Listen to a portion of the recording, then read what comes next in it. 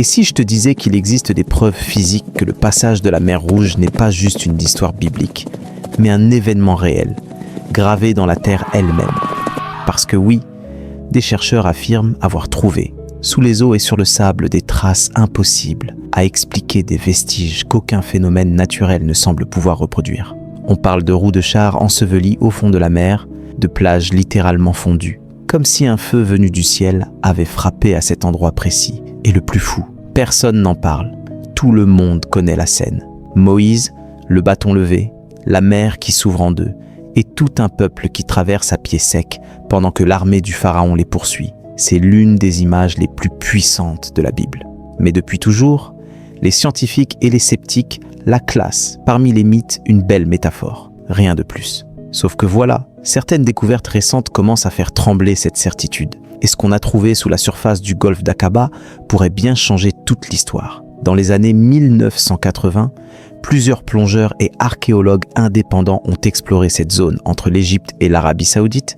Ce qu'ils ont découvert a laissé tout le monde bouche bée. Au fond de la mer, ils ont trouvé des structures circulaires recouvertes de corail, parfaitement alignées, semblant correspondre à des roues de chars égyptiens. Certaines possédaient encore un moyeu central, d'autres laissaient deviner des axes brisés. Les analyses ont montré que ces formations ne ressemblaient pas à des récifs naturels, et selon plusieurs chercheurs, elles seraient situées exactement sur la route que Moïse aurait empruntée s'il avait traversé la mer à cet endroit. Mais ce n'est pas tout, car le plus impressionnant n'est pas sous la mer, mais sur le rivage, sur la plage de Nuweiba, là où le relief forme un couloir naturel entre les montagnes et la mer. Les chercheurs ont remarqué quelque chose d'étrange. Le sol, à plusieurs endroits, semblait fondu, durci et scellé en une sorte de verre naturel. Une couche vitrifiée, comme si une chaleur inimaginable avait transformé le sable en une matière lisse et brillante.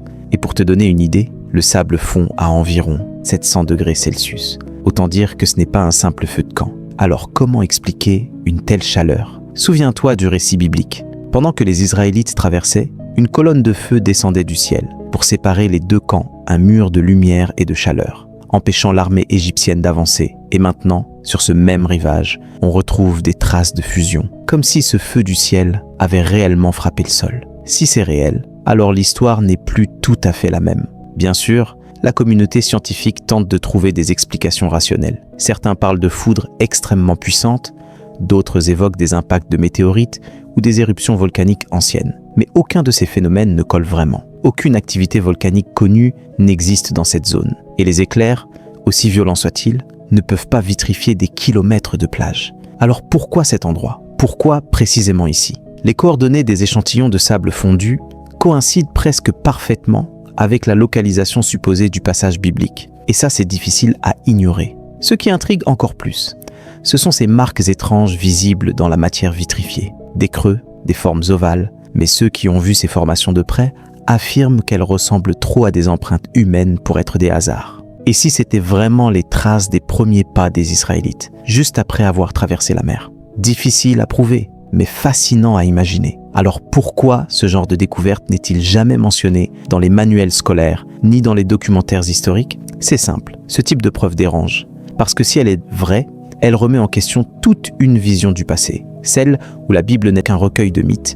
Certains chercheurs affirment même que si ces vestiges confirmaient une théorie scientifique moderne, ils seraient dans tous les livres d'école. Mais comme ils pointent vers un récit religieux, on préfère ne pas en parler. Évidemment, tout cela ne fait pas l'unanimité. Des géologues pensent que la vitrification serait simplement le résultat de phénomènes naturels rares, mais pas impossibles. D'autres accusent les explorateurs d'avoir interprété des formes naturelles comme des preuves religieuses. Mais même en admettant cela, il reste une question que personne ne peut vraiment éluder. Pourquoi toutes ces anomalies se trouvent exactement là où le récit biblique situe la traversée? Et si le passage de la mer Rouge n'était pas qu'une parabole? Et si les anciens textes racontaient à leur manière un événement réel qu'on n'a simplement pas su expliquer? Peut-être que le miracle n'était pas une violation des lois de la nature, mais une manifestation d'un phénomène encore inconnu, survenu au moment parfait. Et les preuves, elles pourraient bien être sous nos pieds ou fondues dans le sable. Depuis plus de 3000 ans, aujourd'hui encore, des équipes continuent d'explorer cette région,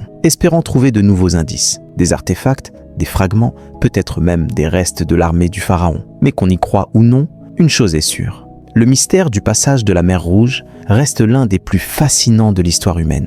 Et peut-être que, quelque part sous les vagues, la vérité attend toujours qu'on la redécouvre. Parce que certaines histoires n'étaient pas faites pour rester des légendes, elles étaient faites pour revenir à la lumière.